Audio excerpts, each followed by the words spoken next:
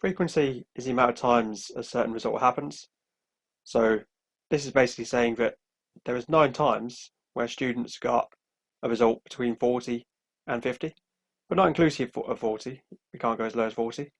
Cumulative frequency, that means to add up as we go along. So we get 9, we add 16, that gives us 25. Add 20, we get 45. Add 8, we get 53. Add 7, we get 60, which is good news because there's 60 students in a test. So being as you've got 60 here, that's great news. So you could label whatever you want to do, cumulative frequency. We don't actually need a second column. They might have put one just in case you wanted to do the midpoint or the end points. But we can just bear that in mind when we're drawing on the graph. Now to draw this graph, we want to plot these points at the end points of each. Now to make sense of why this is, if we were to do the midpoints, then that would essentially suggest that you'd reach 9 people by the middle of this category. But no, we don't. By the end of this category, we know that there is 9 people. But be careful of a false origin here. So 50, we look at the scale, it's going up in 1s on the x-axis. It's also going up in 1s on the y-axis. So this is quite a friendly one to do. So we can plot that there. Then looking at the other data, we next have 25, and that's for 60. That's there. Next up, we've got 45, that's at 70, which is here. Then we've got 53 at 80, which is here.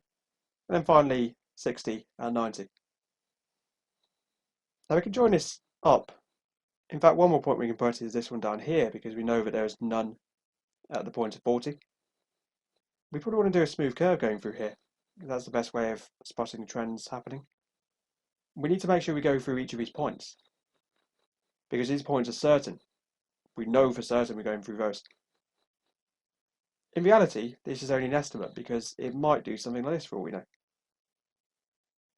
We really don't know what that line looks like. Actually, that's not really possible because it went up and then back down again. That bit was naughty, shouldn't have done that. But this is a good estimate for how it's going to increase as we're going along. We're just going to assume it's following this trend.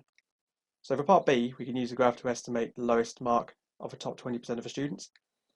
Let's consider who the top 20% are. So there's 60 in total. 20% of 60. We could work out 10%, which is 6. And then we could work double that to get 20%. That's going to give us 12 students. So the top 12 is going to be from a 48 student all the way up to the 60th student. So we're going to assume that the 48 student is the lowest of those top 20%. So we can go back to this graph and we can find 48. We can draw a straight line across from 48, and then we can draw down from there. And conveniently, that lies directly onto one of the grid lines. We can see that's 73. So our estimate of the lowest mark of the top 20% of students is going to be 73. Now this is subject to how you draw the graph. For example, this section in between here, if I had not been so steady with my hand, I might have wobbled a bit and done something like this. And you can see we're going to get a different value. We're going to get something up here. The examiner's going to be a bit lenient with this. They're going to give you a certain amount of leeway in what you can do, as long as it's accurate on what your graph is.